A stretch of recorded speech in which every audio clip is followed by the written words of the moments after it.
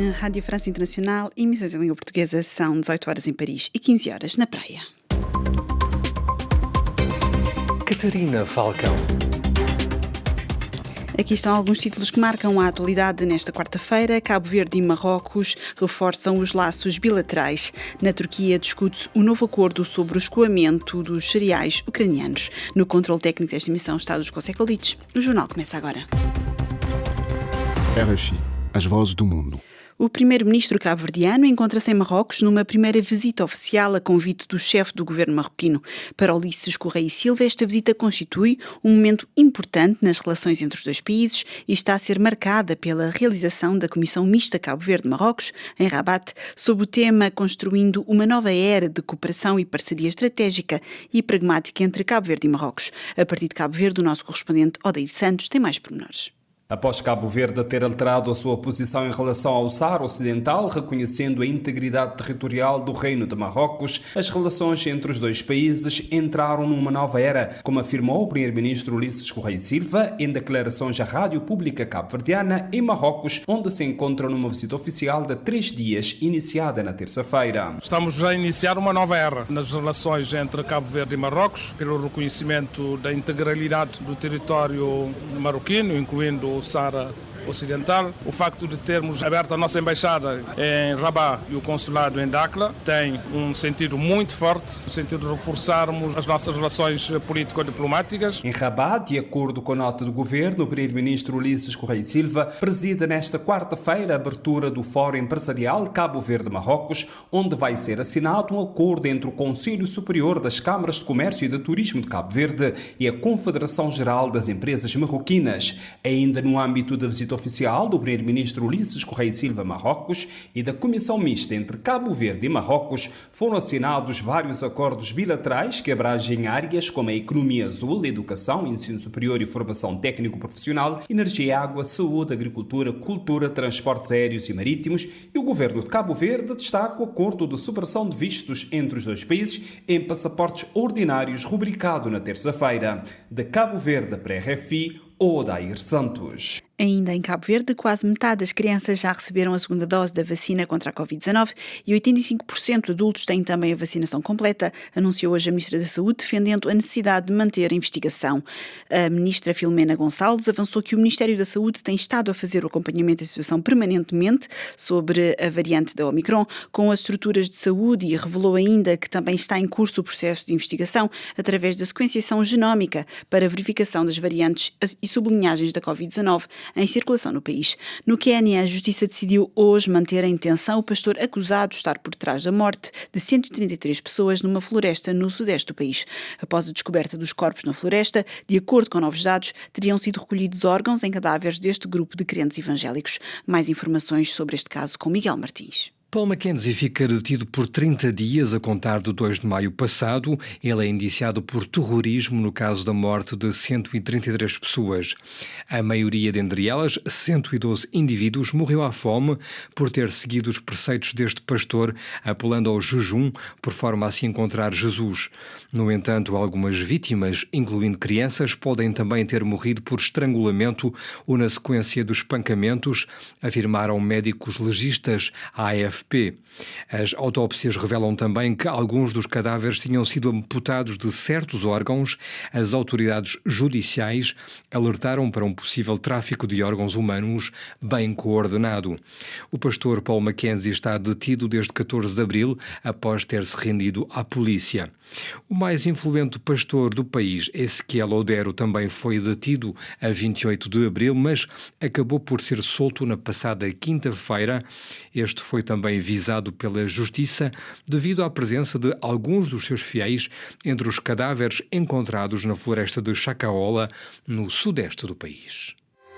Praia 99.3 FM. Na Turquia foram retomadas hoje as negociações sobre o escoamento dos cereais ucranianos, com a Rússia a assinalar que não está disposta a prolongar o acordo, que expira dentro de uma semana se as suas exigências não forem cumpridas. O relato é de José Pedro Tavares, o nosso correspondente em Ankara. O acordo para o escoamento dos cereais ucranianos, assinado em julho do ano passado pela Rússia, pela Ucrânia, pelas Nações Unidas e pela Turquia, está agora em perigo, depois da Rússia ter confirmado que não o vai prolongar para além de 18 de maio, data da sua expiração. As exportações de cereais ucranianos representam cerca de 10% do mercado mundial de trigo, 15% do de milho e 50% do óleo de girassol. E o bloqueio naval russo aos portos ucranianos no Mar Negro após o início da guerra na Ucrânia fez disparar no ano passado os preços de cereais por todo o mundo, ameaçando uma grave crise alimentar em muitos países. Com a mediação da ONU e da Turquia, um acordo foi conseguido para escoar os cereais ucranianos através de um corredor seguro, um marco importante, não só porque este é ainda o único acordo assinado pelas partes beligerantes, como também porque as 30 milhões de toneladas já escoadas para os mercados internacionais permitiram estabilizar os preços e afastar o espectro da fome. Ao abrigo do acordo, a Rússia podia também continuar a exportar produtos alimentares e fertilizantes, mas Moscou tem dito nos últimos meses que as sanções internacionais impedem a Rússia de concretizar estes objetivos porque as seguradoras internacionais não estão dispostas a fazer os seguros para os navios russos ou porque os bancos russos não podem participar nas transações internacionais. Moscou exige, pois, o levantamento das sanções para permitir essas exportações. As negociações, que começaram hoje em Istambul e continuam amanhã, procuram agora quebrar o impasse.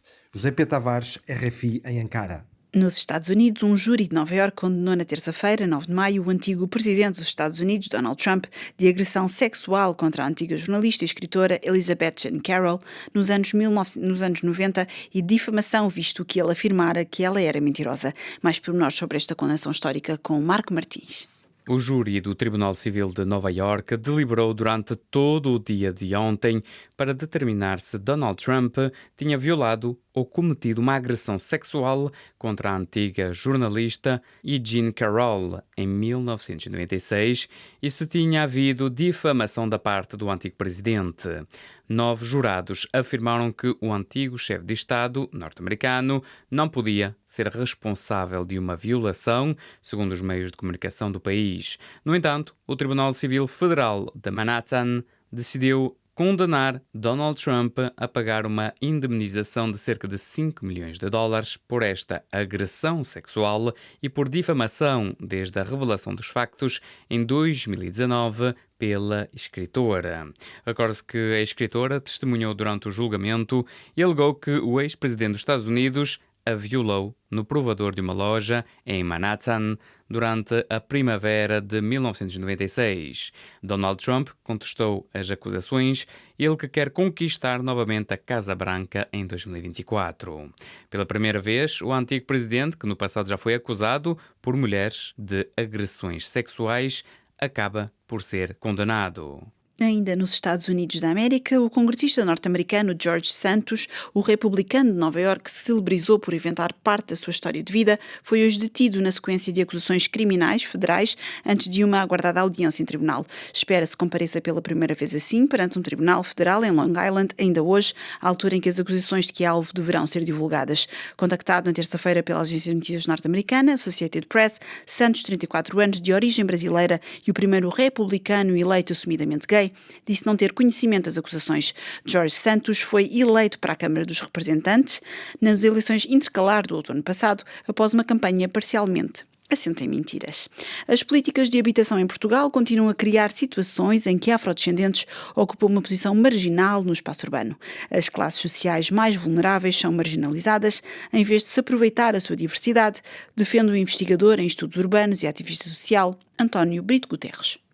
A questão aqui é que podia haver contrastes no sentido de linguagens diferentes e podíamos somar isto tudo e agregar com mais-valia, não é? O grande problema aqui é que os contrastes... É o que eu estou a dizer. Esses contrastes são dados com mais-valia, essa diversidade. O problema é que esses contrastes são efetivos na vida das pessoas. É preciso ter atenção que em Portugal, e são dados da OCDE, nem são dados do governo português, nem de nenhuma entidade portuguesa, diz que é preciso 5 gerações para sair da pobreza. Ora, 5 gerações são 100 anos, é mais de 100 anos até, não é? Entre 100 e 125 anos, para pensar bem a difícil mobilidade que há neste país, tanto quando falamos também em pessoas negras, em vozes ativas, sobre a sua diversidade e a sua presença e o seu assumir de controle, não é, de quem tem voz em Lisboa, a dificuldade que isto vai ter também, não é? Ouvimos António Brito Guterres, investigador em estudos urbanos e ativista social, em entrevista a Lijanjo. No Paquistão, o tribunal decretou hoje a prisão preventiva de 8 dias para o ex-primeiro-ministro Imran Khan pelo alegado caso de corrupção que motivou a sua detenção na terça-feira, provocando tumultos no país. As autoridades decretaram uma ordem de prisão preventiva por 8 dias. É o ponto final neste jornal. Continua connosco.